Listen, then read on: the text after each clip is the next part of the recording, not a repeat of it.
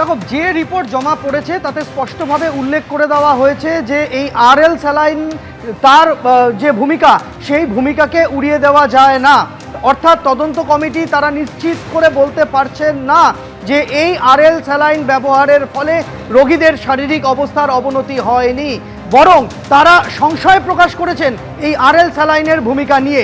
এবং তারা এটাও বলছেন যে এই আরএল স্যালাইন পরীক্ষার যে ল্যাব রিপোর্ট, সেই রিপোর্ট আসার পরে আরও স্পষ্ট হওয়া যাবে। কিন্তু তারা সন্দেহ করছেন যে এই আরএল স্যালাইনের একটা ভূমিকা থাকতে পারে। তার পাশাপাশি তারা বলছেন যে অক্সিটোসিনের ভূমিকাটাকেও সন্দেহের বাইরে রাখা যাবে না। কেন সন্দেহের বাইরে রাখা যাবে না তার একটা ব্যাখ্যা তারা দিচ্ছেন। সেই ব্যাখ্যাটা হচ্ছে রোগীদের যে প্রোটোকল মেনে এই অক্সিটোসিন ইনজেকশন প্রয়োগ করার কথা, তার থেকে সেই প্রোটোকল ভেঙে বেশি মাত্রায় নাকি দেওয়া হয়েছে অক্সিটোসিন। এখন চিকিৎসক মহলের একাংশ প্রশ্ন তুলছেন যে অক্সিটোসিনকে যদি কাঠগড়ায় দাঁড় করানো হয়ে থাকে তাহলে অক্সিটোসিনের মানটাও কাঠগড়ায় উঠে আসবে। সেই গুণমান, যে আরএল স্যালাইনের গুণমান নিয়ে প্রশ্ন উঠেছে, ঠিক একইভাবে যদি অক্সিটোসিনকে কাঠগড়ায় দাঁড় করানো হয় তাহলে তারও গুণমান নিয়ে প্রশ্ন উঠবে। যে অক্সিটোসিন সরবরাহ করে থাকে কর্ণাটক বায়োকেমিক্যাল নামক একটি সংস্থা, ফলে সেটাও পরীক্ষা করে দেখা হোক। অর্থাৎ এটা বলাই যেতে পারে যে এখনো পর্যন্ত এই আরএল স্যালাইন নিয়ে তৈরি হওয়া যে প্রশ্ন, সেই প্রশ্নের উত্তর পাওয়া গেল না। 7 দিন হয়ে গিয়েছে ঘটনার পর, এখনো তার উত্তর পাওয়া যায়নি। কার গাফিলতিতে প্রসূতিদের বিতর্কিত আরএল অর্থাৎ রিঙ্গার ল্যাক্টেট স্যালাইন দেওয়া হলো?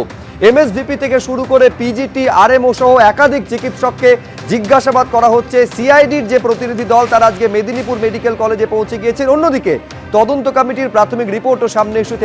দেখো, সিআইডির প্রতিনিধি দল একজন ডিএসপির নেতৃত্বে তারা মেদিনীপুর মেডিকেল কলেজ হাসপাতালে এলেন। এখানে আসার পরে হাসপাতালের যিনি এমএসভিপি তাকে দীর্ঘক্ষণ জিজ্ঞাসাবাদ করলেন।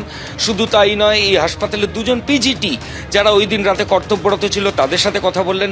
4জন সিস্টার বা নার্স যারা ওই সময় ওই ফ্লোরে কর্তব্যরত অবস্থায় ছিলেন তাদের সাথেও কথা বলেছেন এখন। এবং একজন রেসিডেন্সিয়াল মেডিকেল অফিসার শুভ্রজিৎ, তাকেও কিন্তু সিআইডির অফিসিয়ালসরা জিজ্ঞাসাবাদ করেছেন, কারণ ওই আরএমও ওই দিন রাতে প্রেজেন্ট ছিলেন। সিআইডি আধিকারিকরা সেই দিন রাতে এক্স্যাক্টলি কি ঘটনা ঘটেছিল সেটাই জানার চেষ্টা করছেন, এবং কারা কারা কর্তব্যরত অবস্থায় ছিলেন, কার কি রোল ছিল সেগুলো তারা জানার চেষ্টা করছেন।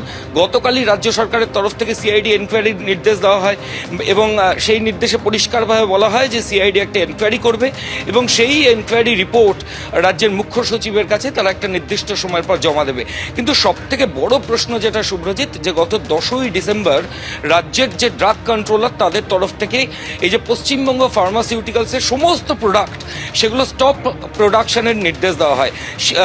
দিনটা ছিল 10ই ডিসেম্বর, কিন্তু যেটা আমরা জানতে পারছি যে তারপরেও বিভিন্ন হাসপাতালে এই সংস্থার বিভিন্ন প্রোডাক্ট, সেটা স্যালাইন হতে পারে, অন্যান্য জিনিস হতে পারে, সেগুলো মজুদ ছিল এবং সেগুলো রোগীদেরকে ব্যবহার দেওয়া হচ্ছিল।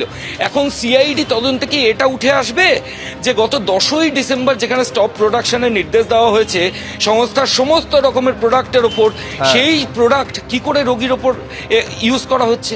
এখন এটাই সবচেয়ে বড় প্রশ্ন, নিঃসন্দেহে সব থেকে বড় প্রশ্ন।